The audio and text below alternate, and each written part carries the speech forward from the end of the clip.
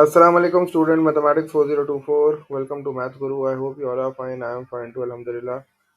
Students, in this video we will solve one question on speed time graph. And as you know that we are covering kinematics. School में हमने kinematics 80% cover कर लिया है. थोड़े से कुछ concepts रह गए kinematics के, वो इंशाल्लाह मैं वीडियोस में जो है वो आप लोग को एक्सप्लेन कर दूंगा. तो आई होप वो वीडियोस तुम लोग देख लोगे तो 100% kinematics जो है वो हमारा कवर्ड हो जाएगा. अब काइनेमेटिक्स के पास पेपर क्वेश्चंस कुछ हमने क्लास में किए थे, कुछ मैंने आपको वर्कशीट दी है. तो वो वर्कशीट के क्वेश्चंस को ज़रूर अटेम्प्ट करो. और मैं भी कुछ क्वेश्चन सॉल्व करके तुम लोग की हेल्प जो है वो वीडियोस के थ्रू करूँगा इंशाल्लाह, ताकि ये है कि ग्रेड 10 का भी काइनेमेटिक्स हो जाए और ग्रेड 11 का भी थोड़ा सा काइनेमेटिक्स का रिवीजन हो जाए. और आई होप ये वीडियो तुम लोग के लिए हेल्पफुल होगी इंशाल्लाह. तो सॉल्यूशन देखते हैं. ये काइनेमेटिक्स का स्पीड टाइम ग्राफ. आपको पता है काइनेमेटिक्स में there are two types of graphs. The first one is the distance time graph and the second one is the speed time graph. तो ये स्पीड टाइम ग्राफ पे जो है ये क्वेश्चन है. प्रीवियस वीडियो में we did two questions on distance time graph. उसमें graph को रीड करना था. And in the class we did some questions in which we have to draw the distance time graph. तो यही concepts हैं जो kinematics में आते हैं. तो एक दो कॉन्सेप्ट जैसे मैं बोल रहा हूँ कि कुछ रह गए, कन्वर्जन वाले रह गए और टेंजेंट वाला एक केस रह गया, तो वो जो है इंशाल्लाह वीडियो के थ्रू आप लोग को एक्सप्लेन कर दूंगा. तो वो वीडियो देख लेना इंशाल्लाह. बाकी है कि आजकल जो है वो स्टूडेंट्स थोड़ा कम आ रहे हैं, स्ट्रेंथ कम है क्योंकि एग्ज़ाम्स की प्रिपरेशन में लगे हुए हैं. तो wish you guys all the best for your preparation. जैसा मैंने बताया जिस तरह, तो अपनी प्रिपरेशन करते रहो उस तरह. इंशाल्लाह वीडियोस के थ्रू तुम लोग की हेल्प करता रहूँगा. बाकी पेपर की जो वीडियो है वो इंशाल्लाह जितनी जल्दी हो सकी तुम लोग के साथ शेयर कर दूंगा. तो let's just begin with this question. This question is on speed time graph. थोड़ा सा बेसिक लेवल का क्वेश्चन है लेकिन बड़ा कॉम्प्रिहेंसिव है. और चारों कॉन्सेप्ट्स जो स्पीड टाइम ग्राफ में पूछे जाते हैं वो इस क्वेश्चन में हम लोग देख लेते हैं. तो सबसे पहले तो स्पीड टाइम ग्राफ के बारे में तुम्हें एक चीज़ याद रखनी है कि भाई स्पीड टाइम ग्राफ में हमेशा वाई एक्सिस पे स्पीड आती है और आपका जो एक्स एक्सिस होता है उस पर टाइम आता है. ठीक है, ये चीज़ हमने बहुत बेसिक है, हमने फर्स्ट क्लास में डिस्कस कर ली थी. अच्छा, अब ज़रा ये है कि ग्राफ को थोड़ा सा देखते हैं. उससे पहले ये देखते हैं कि स्पीड टाइम ग्राफ हम क्यों बनाते हैं, हमें उससे क्या क्या चीज़ें पता चलती हैं. तो स्पीड टाइम ग्राफ जो है उसमें लाइंस होंगी, कर्व्स भी होंगे. तो अगर लाइंस हैं तो लाइन का जो ग्रेडियंट है वो हमें एक्सेलरेशन देगा, क्योंकि ये स्पीड और टाइम है. तो स्पीड डिवाइड बाय टाइम जो है वो हमें एक्सेलरेशन मिलता है. तो इसका मतलब आपको ये याद रखना है कि जब भी आपको स्पीड टाइम ग्राफ मिलेगा तो जो ग्रेडियंट हम निकालेंगे वो हमें एक्सेलरेशन देगा. जिस तरह डिस्टेंस टाइम ग्राफ में ग्रेडियंट स्पीड देता था, इसी तरह स्पीड टाइम ग्राफ में जो ग्रेडियंट है that will give us the acceleration. तो एक्सेलरेशन दो टाइप्स की थी, एक पॉजिटिव एक्सेलरेशन होती है और एक नेगेटिव एक्सेलरेशन होती है. नेगेटिव एक्सेलरेशन को हम डीसेलरेशन या रिटार्डेशन भी कहते हैं. तो ये भी तुम्हें अपने जहन में रखना है. पॉजिटिव एक्सेलरेशन है तो ए पॉजिटिव है और नेगेटिव एक्सेलरेशन है तो ए नेगेटिव होगी, जिसको हम डीसेलरेशन कहते हैं. So speed time graph gives us two things. The first is the gradient. The gradient gives us acceleration. Gradient से हमें acceleration मिल जाती है और हमें distance मिलता है area under the graph. ठीक है, जो ग्राफ बना हुआ है इसके नीचे जो भी एरिया है that is exactly equal to the distance travelled by the car या जो भी ऑब्जेक्ट है. ठीक है, तो ये दो चीज़ें जो हैं वो हमें हर सवाल में पूछता है और हमें हर सवाल में यूज़ करनी होती हैं. ग्रेडियंट तो मुझे समझ में आ गया. Gradient gives acceleration. ग्रेडियंट का फॉर्मूला होता है y2 minus y one upon x two minus x one. हम लोग ग्रेडियंट इसी फॉर्मूले से निकालते हैं. और आपने देखा होगा कि हमने स्पीड भी जो है वो ग्रेडियंट के फॉर्मूले से ही निकाली. अब हम एक्सेलरेशन भी जो है वो ग्रेडियंट के फॉर्मूले से ही निकालेंगे. तो हमें जब भी ग्राफ दिया हुआ होता है ना, तो हम ग्रेडियंट का ही फॉर्मूला यूज करते हैं in order to find the speed and the acceleration. तो यहाँ भी पॉजिटिव एक्सेलरेशन और नेगेटिव एक्सेलरेशन के लिए we will use the formula for the gradient y2 minus y one upon x two minus x one. और फिर दूसरी चीज उसने ये बोली है कि distance is area under the graph. तो अब ये कैसे निकलता है, इसके लिए आपको ये देखना होता है कि भाई ग्राफ में हमारा शेप क्या है और जो भी शेप होता है ना हमें उसका एरिया निकाल लेना होता है. वही एग्जैक्टली डिस्टेंस के बराबर होता है. तो ये दो चीज़ें आपको जहन में रखनी है. According to speed time graph, the gradient gives the acceleration and the area under the graph gives us the distance. दोनों चीज़ें हमें हर क्वेश्चन में स्पीड टाइम ग्राफ के निकालनी पड़ती है.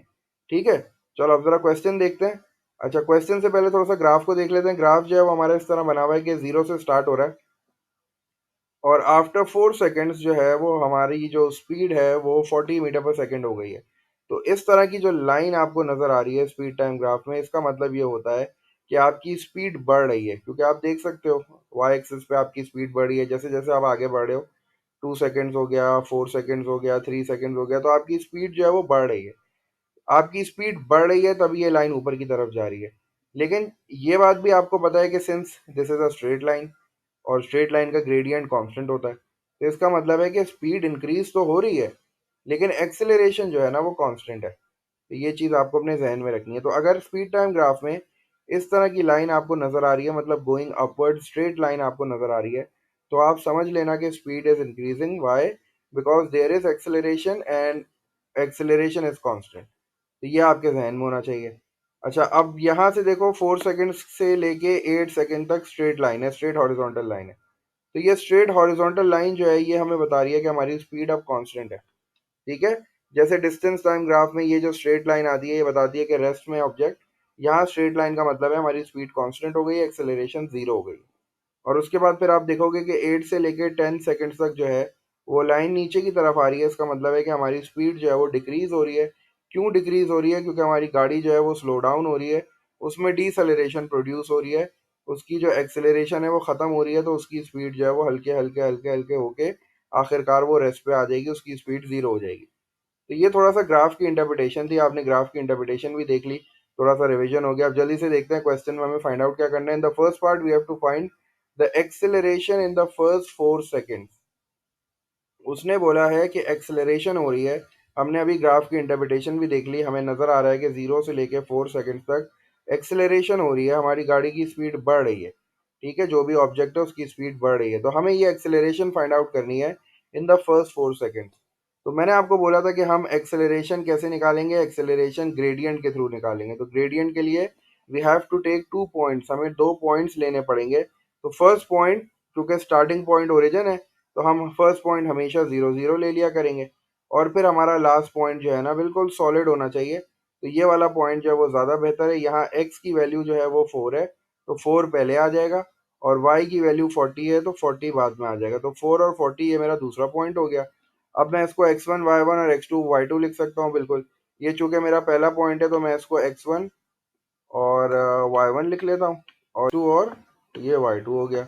ग्रेडियंट का फॉर्मूला आपको पता है, y2 माइनस y1 होता है, y2 40 है, तो 40 माइनस जीरो हो गया, y1 की वैल्यू जीरो है, तो 40 minus zero divided by 4 minus zero.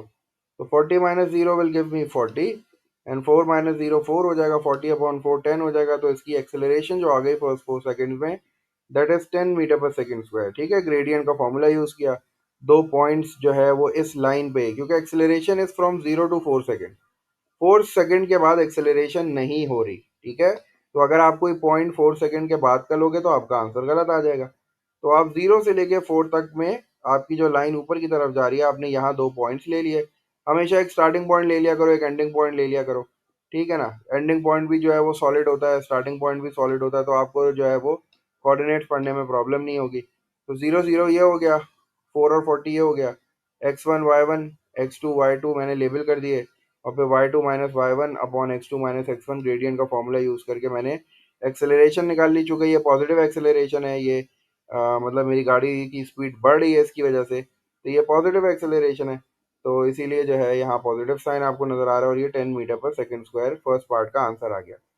Second part में कह रहा है फाइंड डीसेलरेशन। डीसेलरेशन हमने अभी देखा, नेगेटिव एक्सेलरेशन होती है। Deceleration in the last 2 seconds, तो ग्राफ देख के ही आपको समझ में आ रहा है कि जो लास्ट 2 सेकंड्स है फ्रॉम 8 to 10, यहाँ गाड़ी की स्पीड स्लो हो रही है, डीसेलरेशन हो रही है, गाड़ी रुक रही है। ठीक है, तो इसका मतलब है मुझे ये डीसेलरेशन फाइंड आउट करनी है, और ये फॉर्मूले में आप जब डालोगे तो वैल्यू आपकी ऑटोमेटिकली नेगेटिव ही आएगी, आपको नेगेटिव करने की जरूरत नहीं है इसको, ये खुद ब खुद नेगेटिव आएगी। चलो, और चूंकि ये ग्रेडियंट ही है, ये एक्सेलरेशन ही है, तो मैं ग्रेडियंट के फॉर्मूले से ही निकालूंगा। तो अब मुझे यहाँ भी जो है वो 2 पॉइंट कंसिडर करने पड़ेंगे, क्योंकि मुझे ग्रेडियंट का फॉर्मूला लगाना है। तो पहले मैंने ये स्टार्टिंग पॉइंट ले लिया, इसमें एक्स की वैल्यू 8 है और वाई की वैल्यू 40 है, तो 8 40 ये वाला पॉइंट हो गया। और फिर लास्ट वन मैंने ये वाला ले लिया, यहाँ एक्स की वैल्यू 10 है, वाई की 0 है। तो चूंकि ये मेरा पहला पॉइंट है, मैंने इसको x1 y1 ले लिया, ये यहाँ से स्टार्ट हो रहा है, तो ये x1 हो गया। इट डजेंट मैटर तुम x1 y1 किसको लो, x2 y2 किसको लो, ये आपकी मर्जी होती है। मैं हमेशा स्टार्टिंग पॉइंट जो होता है उसको मैं x1 y1 ले लेता हूँ। और जो मेरा एंडिंग पॉइंट होता है मैं उसको x2 y2 ले लेता हूँ। अब ग्रेडियंट के लिए क्या करना होता है, y2 माइनस y1 करना होता है। तो y2 मेरे पास 0 है और y1 मेरे पास 40 है, तो 0 माइनस 40 अपॉन, और x2 कितना है 10 और x1 कितना है 8, तो 10 माइनस 8, तो minus 40 upon 2 minus 20 metre per second square इसकी डिसेलरेशन हो गई।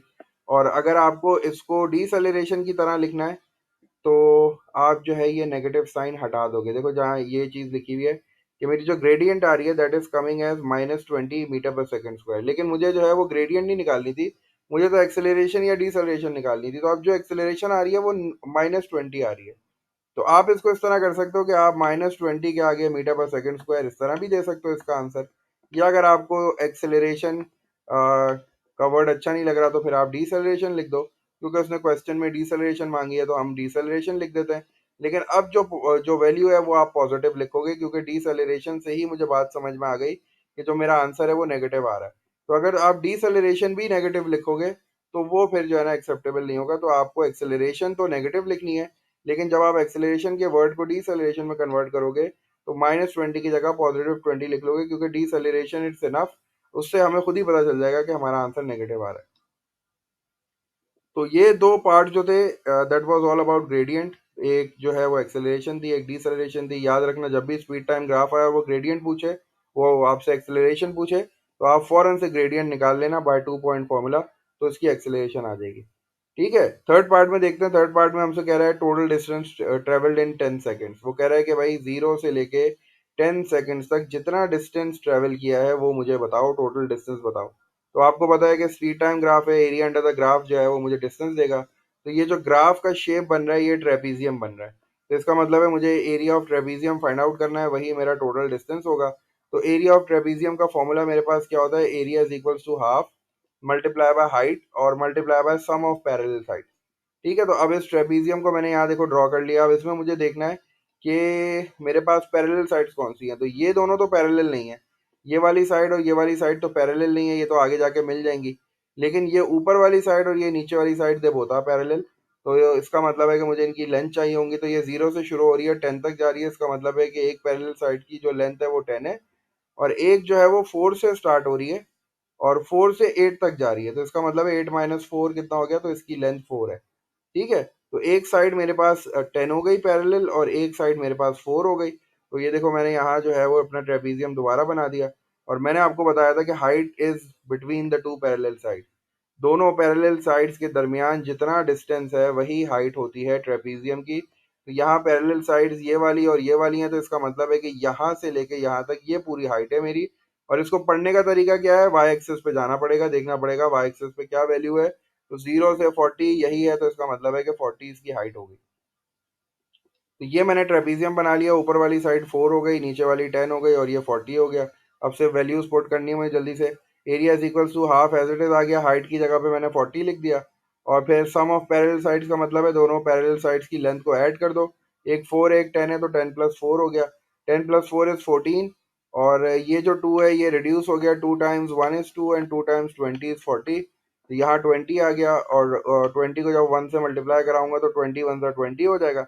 और 10 + 4 is 14, so 20 multiply by 14 will give me 280। तो ये 280 जो है ये बेसिकली एरिया आ रहा है, मतलब ये 280 को आप जो है वो इस तरह लिख सकते हो कि ये मीटर स्क्वायर है। सिंस हमें पता है कि ये स्पीड टाइम ग्राफ है तो हमारा जो एरिया होगा that will be equal to total distance. तो हमने इसको इक्वेट कर देना सिंपल, बस हमने एक लाइन लिख देनी है और बता देना है कि भाई since this is a speed time graph the total distance is the area under the curve. तो एरिया अंडर द कर्व या area under the graph is coming out as 280 metre square. तो इसका मतलब है कि हमारे पास जो टोटल डिस्टेंस आ रहा है वो भी हमारे पास 280 मीटर्स आ जाएगा। ठीक है, तो ये हमारे पास टोटल डिस्टेंस हो गया 280 मीटर्स। अब लास्ट पार्ट में मुझसे कह रहा है find out the average speed. तो एवरेज स्पीड का जो मेरे पास फॉर्मूला है वो है total distance divided by total time. तो टोटल डिस्टेंस मैंने अभी इस वाले पार्ट में फाइंड आउट किया है, टोटल डिस्टेंस है 280 मीटर्स। तो 280 जो है वो न्यूमरेटर में आ गया, divide by the total time. Total time जो है वो 10 सेकेंड्स है। तो जब मैं 280 को 10 से डिवाइड करूंगा तो ये 0 से 0 कैंसिल आउट हो जाएगा। तो मेरी जो एवरेज स्पीड आ रही है that is coming out as 28 metre per second. तो ये जो है ये 4 पार्ट्स का क्वेश्चन था, लेकिन बड़ा कॉम्प्रिहेंसिव था। इसमें चारों कॉन्सेप्ट्स के बारे में हमने बात कर ली है। और अब उम्मीद है कि ये कॉन्सेप्ट तुम लोग के क्लियर हो गएंगे। इस तरह के बहुत क्वेश्चन तुम्हें मिलेंगे पास पेपर में, वर्कशीट में, तो उसको ज़रूर सॉल्व करना। इस कॉन्सेप्ट को जो है ना वो अच्छी तरीके से प्रैक्टिस करो, क्योंकि सवाल इसी तरह के आते हैं स्पीड टाइम ग्राफ में। वो आपसे एक्सेलरेशन, डिसेलरेशन या टोटल डिस्टेंस या एवरेज स्पीड ही पूछता है। तो ये चारों पार्ट एक दूसरे से जो है वो लिंक होते हैं। तो अगर आपने एक में गलती कर दी तो फिर दूसरे में जो है वो गलती हो जाएगी। तो अच्छी तरीके से इस वीडियो को भी देखो, कॉन्सेप्ट्स को क्लियर करो, प्रैक्टिस करो, ताकि जो अगर ये क्वेश्चन आपके पेपर में आता है तो फिर आपसे गलती ना हो वहाँ।